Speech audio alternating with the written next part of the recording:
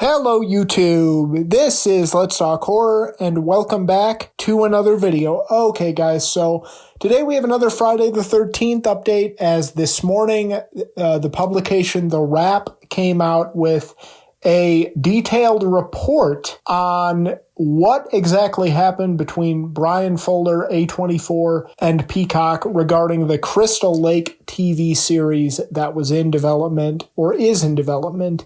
I am going to read today from Bloody Disgusting's coverage of it, because the Wrap article itself is just way too long to go over. The Bloody Disgusting article itself is pretty long. But I'm going to read from that article of it, and then if you want to read the Wrap article, I highly, highly recommend you do that because they do have details that are exclusive to that article and interesting in their own rights, and I'm going to cover some of those details later on in the video.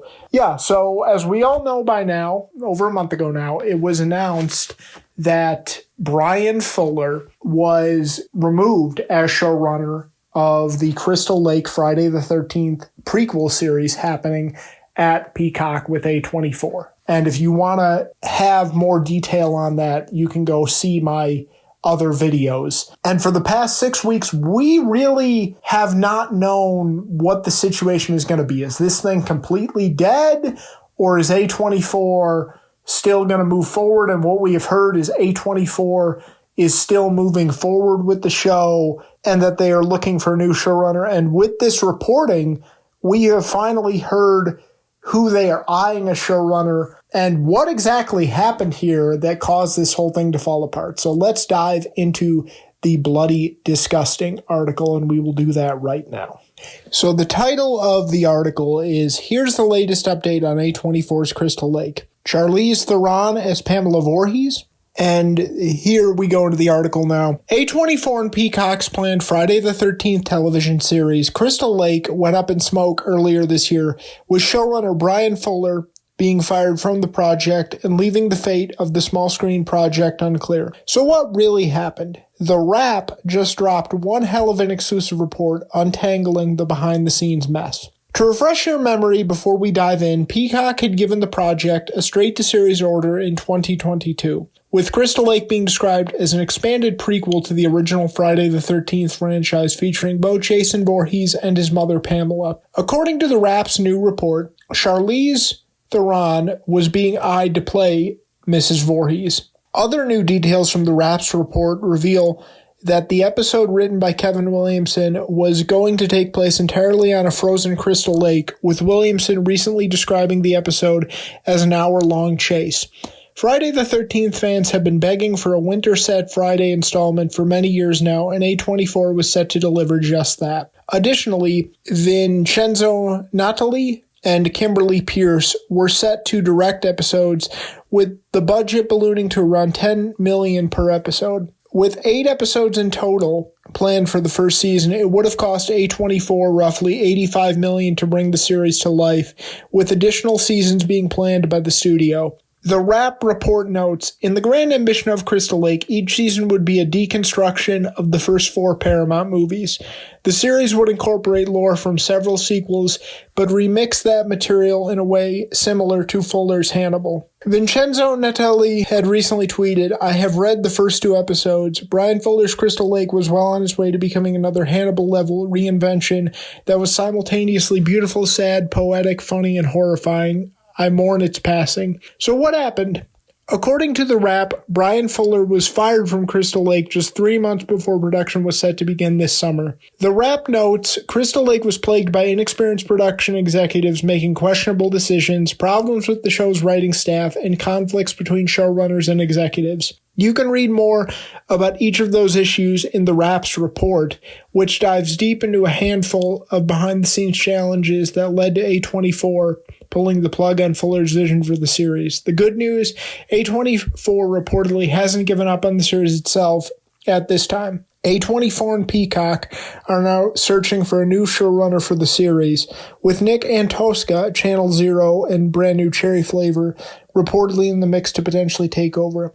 The Wrap notes, according to one source close to the project, A24 is still committed to making the show, although it's unclear if the studio will use the original Fuller scripts and outlines or start from scratch with new creative leadership.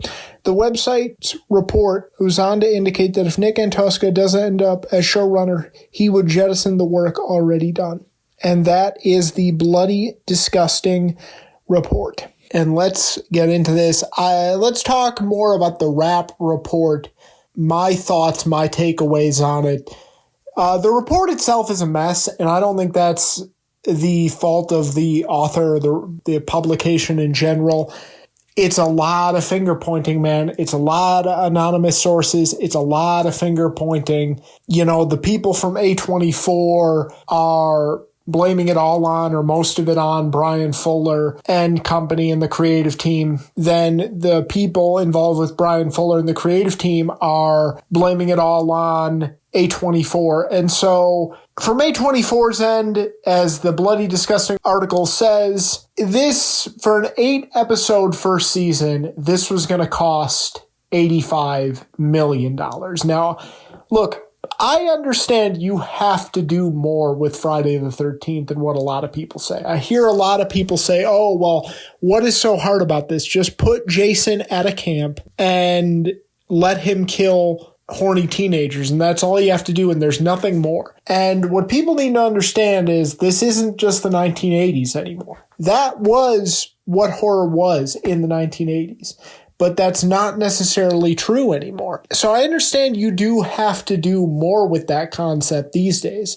But $85 million for an 8-episode season, you know, that's approaching $11 million an episode. Like, and then on Fuller's end, you know, or the people aligned with Fuller, they say that A24's inexperience just really got in the way. And even people from A24 in the article kind of acknowledge it may have played a factor, that not only the relative inexperience they still have with television, because they are more experienced in the area of movies than it is with television, but the inexperience of handling a property like Friday the 13th that is so big and so recognizable and has such a passionate following.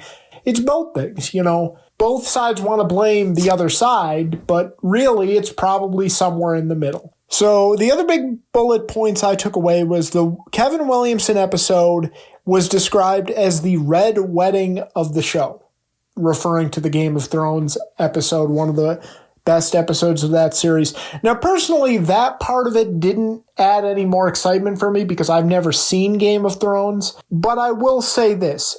The fact that the episode was written by Kevin Williamson, it was described by Kevin Williamson as an hour-long chase episode, and now we're hearing that it was on a frozen Crystal Lake.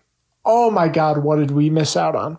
Another thing the Wrap article notes is that there were people with A24 that thought Fuller was too focused on his movie project, Dust Bunny, and was not making Crystal Lake enough of a priority.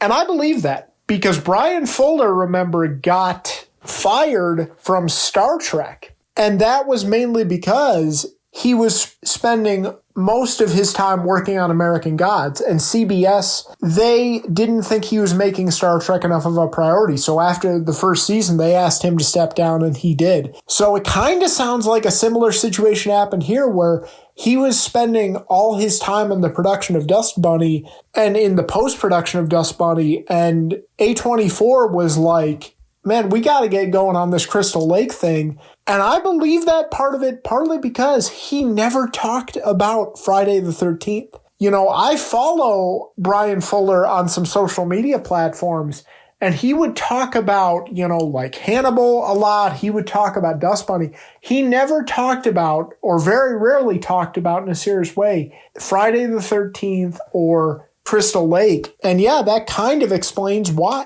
So I thought that was interesting. And apparently, well, here's what happened, because I've been wondering this for a while, since Brian Fuller was gone, is does this show have a future? And I guess here's what happened. Mark Toberoff, I believe that's Victor Miller's lawyer, and Horror Inc. spent a lot of 2021 getting the rights in order to do this because they wanted to make a TV show. They knew they couldn't make a movie, but they wanted to make a TV show. And then they spent part of 2021 pitching that around, and A24 came in because they wanted to get in with more established properties. And then in December of 2021, they pitched it to Brian Fuller, and that's when that started. But Brian Fuller was brought in to make the idea, not the other way around. So that is interesting, man, and that gives me a little bit of hope that they can find and bring somebody else in to do this, because it just wasn't entirely Brian Fuller's baby. This was an idea that I guess they established, they had cooking before he signed on, and then they brought him on. And then finally, Nick Antosca.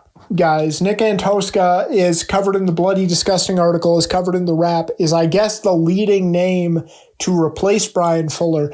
I don't think that's a bad name at all, because he actually worked with Brian Fuller on Hannibal. He did a show called Channel Zero that I have yet to see, but he also wrote an unproduced script for a Friday the 13th movie. It was one of those canceled Friday the 13th projects of the 2010s.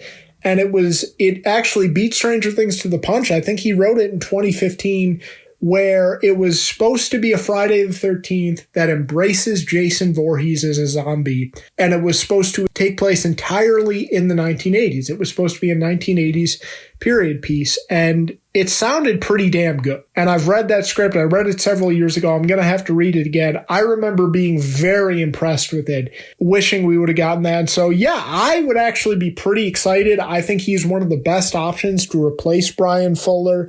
And he might be the only option. It's interesting also that they say he would jettison all of Brian Fuller's concepts and scripts. So if he does sign on, they're going to start completely from scratch. But the other thing is, the other point the Wrap makes is agents have described to their clients, they consider the project of Crystal Lake, agents do, as radioactive. And I took that to mean is, hey, they're advising their clients, stay as far the fuck away from this thing as possible. So they better hope they can close the deal with Nick Antosca, because other showrunners might not be willing to even touch it, other qualified showrunners.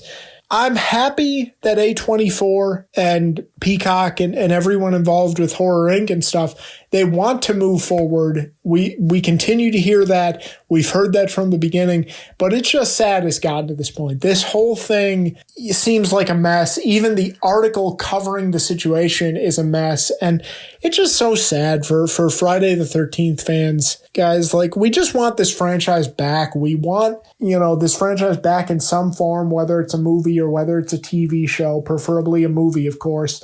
And we can just never catch a break. And even in this article, another point they made was, hey, it seemed like they had a lot of momentum, that this thing was really in good hands, and then the strike happened and it squandered all the momentum and really caused a lot of problems, to the point to where even after the deal was reached, A24 tried to do some shady shit to make sure the writers weren't compensated. And apparently some of the writers that worked on this show, they are due potentially $100,000 for their work. And it's sad, man. It's sad that we can never catch a break. It's sad that a project that seemingly had a lot of potential went up in flames this way, and hopefully they can salvage it. And I still have optimism they can salvage it, but it's another depressing thing to read about a project that had so much potential. But hopefully we can get some good news on Crystal Lake soon. Hopefully we can get the news that Nick Antosca has officially signed on, and hopefully try to salvage something of this project and give Friday the 13th fans a project they deserve. Okay, guys, that's going to do it for me. I hope you enjoyed today's video. Be sure to like, comment, and subscribe, and take care.